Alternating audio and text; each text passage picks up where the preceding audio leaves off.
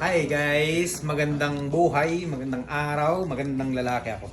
Anyway guys, today we're gonna make different kind of dishes.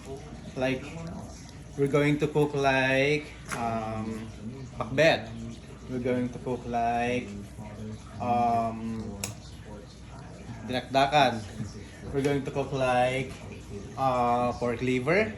And we're gonna make some longanisa, which was requested by my one and only princess, my Bambam. So guys, ito, we have tomato here, we have sili, we have eggplant, ampalaya, kalabasa, kamote, and we have, you know, this guys, ito yung tinatawag naming taba. Gagawin ko siyang chicharon.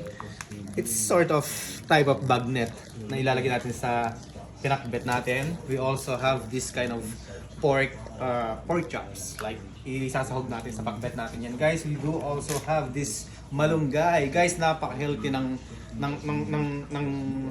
gulay na to, guys. Marami kang mabe-benefit dito.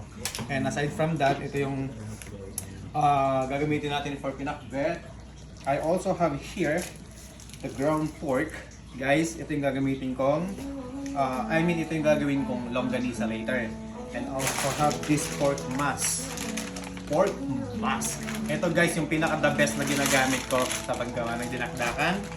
And as well, I also have this kind of beef liver, guys. Ito yung gagawin ko sa una kong video na ginawa kaninang umaga. Ito yung gagamitin ko dun sa beef liver na gagawin ko later. So ipapakita ko sa inyo mamaya kung paano ko ginagawa yung beef liver sa mga mahilig mamulutan dyan. Mahilig mag-ulam ng spicy. Guys, I suggest ito yung magandang pulutan at ulam na manghang. And then later on guys, lalagyan ko rito ng sili para mas maging manghang siya. So I will show you the full video later pag umpisa ko na itong lutuin.